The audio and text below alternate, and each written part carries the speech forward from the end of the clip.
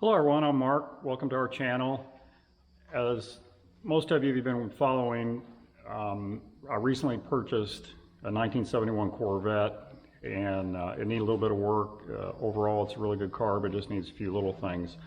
I had to get some parts, so I contacted Corvette Generation. They're located down in Dade City, Florida. I'll put their information down in the description. But I went there and met with Wally, Dade, great guy. Him and his son Jason run the place, and just really good people. They're very knowledgeable, helpful, informative, and great people to deal with as far as when it comes to C3, C4 Corvettes. That's his specialty. He has over 350 cars on his property. He's got 10 acres. He's got 350 C3s and C4s, and then he's got, I think he said 18 semi-trailer loads of parts. So if you're looking for anything for a C3 or C4, contact them. I'm sure they can fix you up. And if they don't have it, he's also a distributor for some of the major suppliers for Corvette parts for, you know, Generation 3, Generation 4. So if he doesn't have it, he can get you the part and probably save you money as opposed to ordering it from some of the bigger places. So definitely keep that in mind if you're looking for any parts. But anyway, I went down today and I picked up my parts, and it's kind of funny when you do stuff like this. You know, I made a whole list up. I had 4 pages on a notepad of parts that I needed, and most of them are little screws and little brackets and things like that. But when you're looking at your list, you think, oh man, I hope this all fit in my truck when I go down and pick it up. And anyway, I went down today to pick it up, and I picked up everything that he ordered for me. It was great. It all came in when it should have and everything. But when I walked in, I'm looking around for my parts in his office there, and I don't see anything other than there's a small box sitting there. And he was on the phone when I walked in. He gets off the phone and he said, oh, okay, here's your parts over here. And we walk over to this small box, and I'm thinking, what?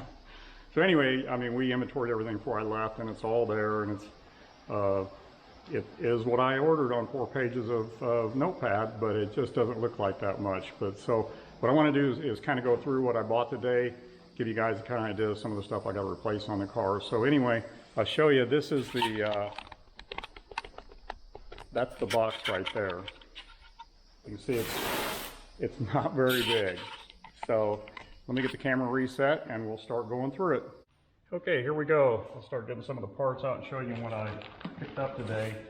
A lot of stuff I got from him are new reproduction parts, but some of this stuff is NOS takeoff parts off the cars he had there. One of the first things is this grill, and for 1971, it's like a pot metal. It's not plastic, it's not aluminum, and I damaged mine, and I'm almost embarrassed to tell you how I did it. Maybe at another time, when I get enough nerve, I'll tell you what I did. Anyway, I damaged mine. I tried to weld it back. It's not weldable because it's like a pot metal. But this is, I don't know how good it's showing up in the camera, but when he pulled it out of the box, I thought it was a brand new one. I thought it was a reproduction one, but that is one that he pulled off one of his cars, and this is the type of quality work these guys do. It's been all cleaned up and repainted. I don't have to do anything except bolt it on the car. I thought getting a used part, I would have to clean it up, you know, degrease it, paint it, and all that stuff. But these guys make sure when they give you a part, whether it's new or used, that it's a nice looking part and for the most part ready to put on your vehicle. So just keep that in mind if you're getting parts from. If they say they have it used, don't panic. It doesn't mean it's going to be a junky part. Same with this piece. This is on the driver's side door, the upper hinge cover. I was missing that. Simple little part, but again, you know, if you can't find it. And this is a used part. You can see they cleaned it up and painted it for me, ready to put on the car. Now, one of the things I need is the T-top headliners. The car didn't have the T-top headliners with it, so I ordered those along with the fasteners that hold them on the T-top. I'm looking at mine, and all the fasteners on mine are perfect, so I'm not going to have to use these, but I'm going to keep them just in case. So I ordered those. For some reason, the door springs are not on that car. I don't know if he took them off when they redid the car or whatever happened to them, but ordered new of those, which all this stuff, I'll make a video showing me putting all this on, see how much I struggle with it. hopefully not too bad. These, it's kind of hard to see in the package, but these are the corner caps for the trim that goes around the windshield. I have that one long red piece. I don't know if you remember when I was talking about it on a previous video. And I always thought they were supposed to be chrome. Well, I've talked to other people that know a lot more than I do about Corvettes, and they said that normally they're painted to match the color of the car, and then there's a little rib that goes on the top of it, goes close to the windshield. That's supposed to be stainless. So these parts come in chromed, and I have to paint it to match whatever color your car is. So mine's red, so I'll paint them. And I haven't decided what I'm going to do. If I can get a paint that will match the original car paint pretty good, I plan on stripping the paint off that main piece that goes across the wiper door and repainting it and doing it correctly so just that little rib is stainless. So that'll be a project I'll be doing on that. We'll see how that turns out. I was missing I call it the B pillar. It's the rear, the windows, the side windows, the rear molding, rubber molding for them was missing. I'm just guessing when they repainted the car, they just never around to ordering those, putting them on, so I had to order those. It was missing the passenger side door handle. Again, all these parts, they're new reproduction, so they're like brand new parts. Here's some clips that were for those fender moldings that go along for the wiper door, the clips that hold them on. Here's the clips that go for the longer piece. Mine was missing those clips, so got those. I had to order sun visors, so this is the mounting hardware for the sun visors. I went ahead and ordered this. This is an interior screw set. So in theory, every screw in that interior should be in this package. And what I like to do is go through the interior and just change them all out, because sometimes, even though they're chrome plated, some of them are painted black. They go like in the sill plates and stuff, but they still rust and they start looking crappy after a while. So I want to replace all those, make it look nice. The screws for the sun visor, you can buy all this stuff. I ordered the new washers go behind the crank handle for the windows on the doors. Mine was missing a door handle, but I'm going to go ahead and make sure they both have those little washers. Kind of keeps them from rubbing too hard on the door panels. I needed the visor light switches for the doors. For some reason I took those off when I painted it and didn't put them back on. So that's that one box.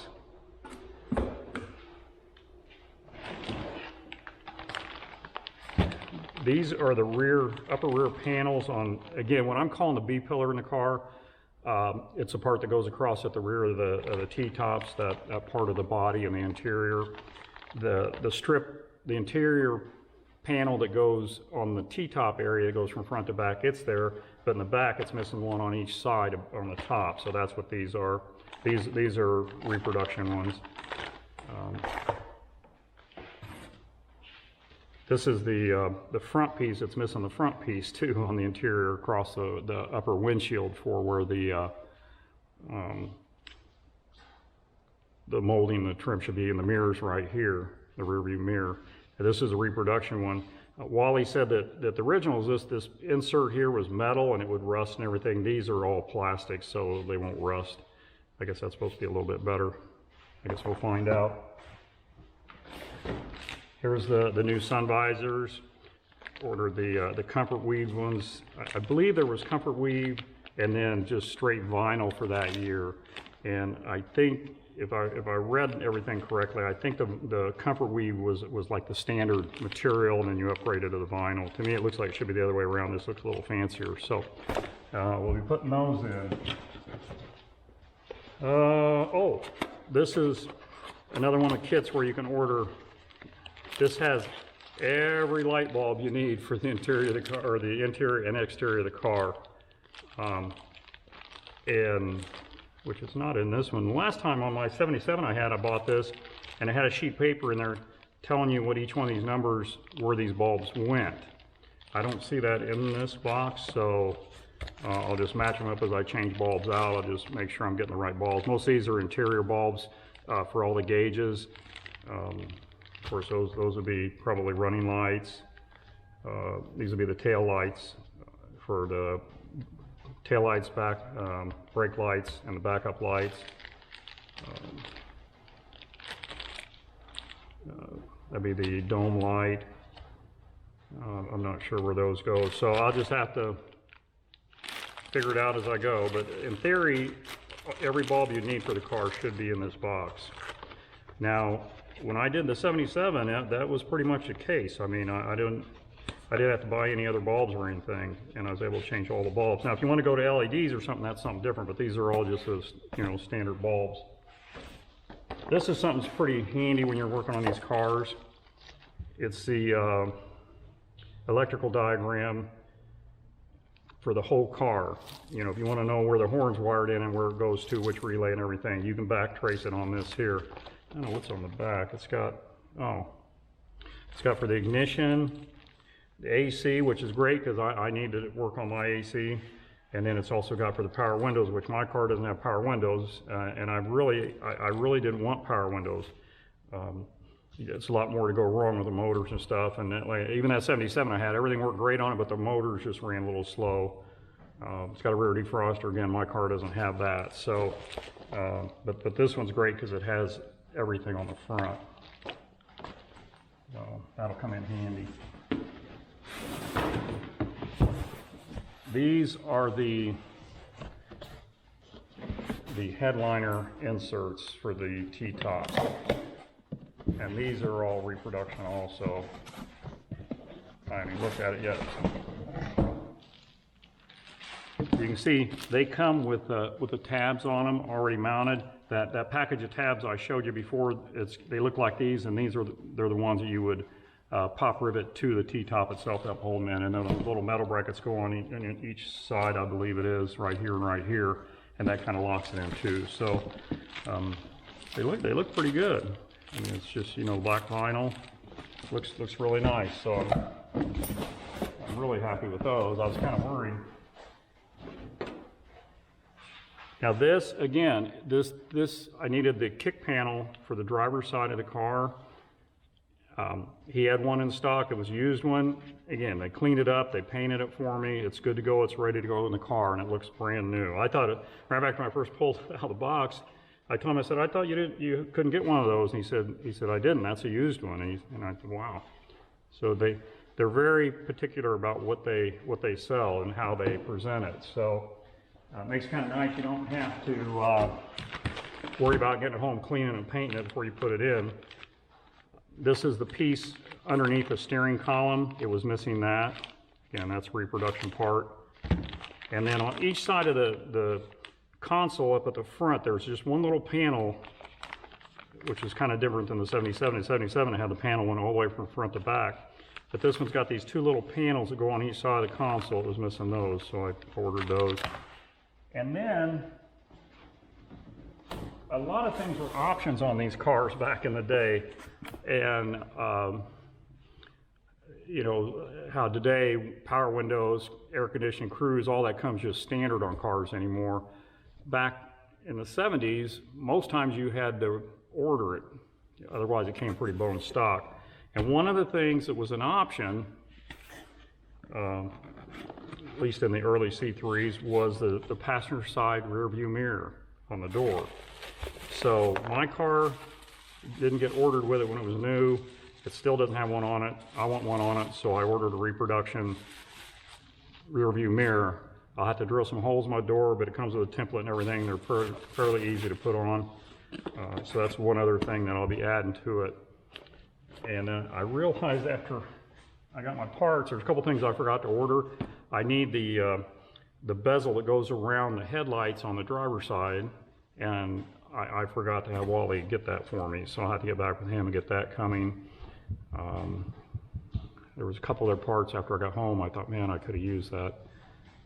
So I'm gonna have to start another list and make another trip down to Dade City and spend some more money, but it's definitely well worth it. They're great people to work with.